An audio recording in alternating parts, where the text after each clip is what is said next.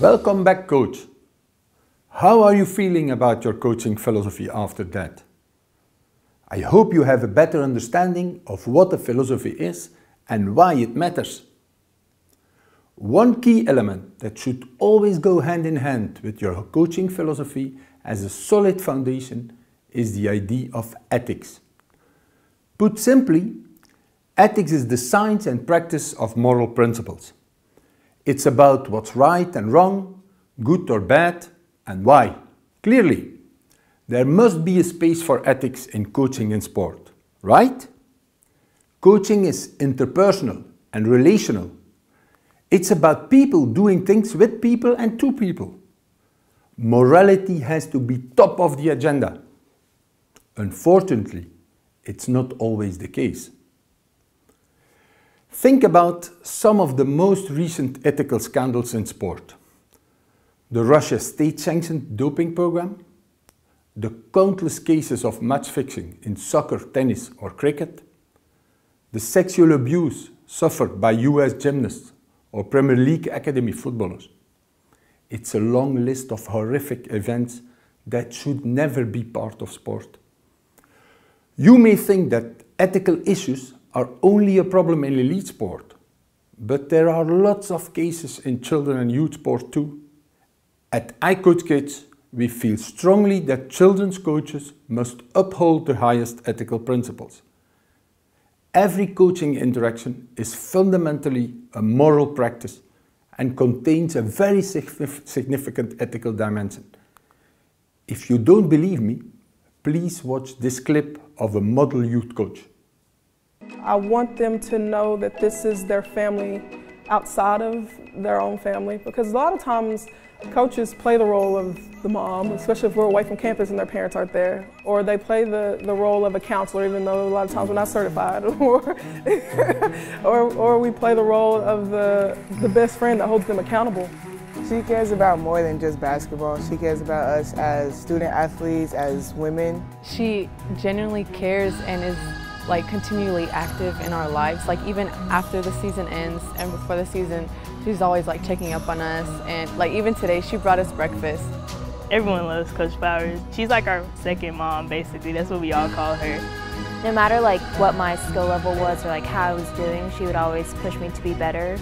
She often would set goals for us, even if we think they were too hard to achieve. She would never drop her expectations. She's not your typical coach, I think, in the sense that she invests a lot more in us, also caring about the student that's behind the athlete, also caring about the person that's behind the student. You let the kids know that you care about them as a person, they'll run through brick walls for you, and they'll buy into what you're trying to do. So she's always building up your character, building up who you are as a person, and you see that on the court. Coach Flowers really has been somebody that I trust my kid with emotionally and spiritually, and you know, she's been a godsend for us, and it means the world.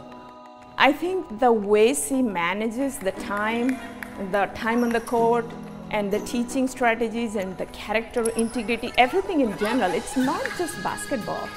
And I think that has made a major impact on my daughter. I think when you have that combination of dedication, someone who's going to hold you accountable, but at the same time do it in a way that's caring, it emboldens you to achieve things that you didn't think you were capable of achieving. I tell them all the time that my ultimate goal is to be that person that the kids are seeking out when they come back to visit campus. To get the invites to the weddings and the baby showers and, you know, Coach Flowers, guess what, I got the job. She just sees what we don't see in ourselves. And I think that really brings out the best, not only in her players, but in her colleagues as well. She's someone I really look up to and hope I can be like her one day, to be able to just impact so many lives. She's really worked hard to make our team a family, and I think that's why we've been so successful. So I really value that she genuinely cares for each one of us.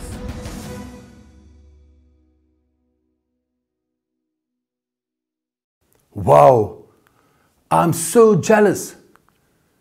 There is no question about it. Ethics and morality should inform the goals you pursue and how you go about it. We have already hinted at some of these in the iCoach Kids pledge. Some of the 10 golden rules on the pledge have a clear and robust ethical foundation. For example, be child-centered, be holistic, be inclusive, make it fun and safe, engage parents positively, and use competition in a developmental way. So, what can you do as a coach to ensure your coaching is ethical? A great starting point is to develop a moral code of conduct. Many clubs and federations will have developed their own, and these make a good start for any coach. But you can go through your clubs or federations codes and see if you agree with it or not. Have you ever done this? Go find these codes now. An alternative way is to start from scratch and create your own code, rather than adopt a ready-made one. Start by asking yourself some key questions. For instance, what are the core values that inform my coaching? How do I think children should be treated in sport? What moral behaviors do I think are a must-do in children's sport?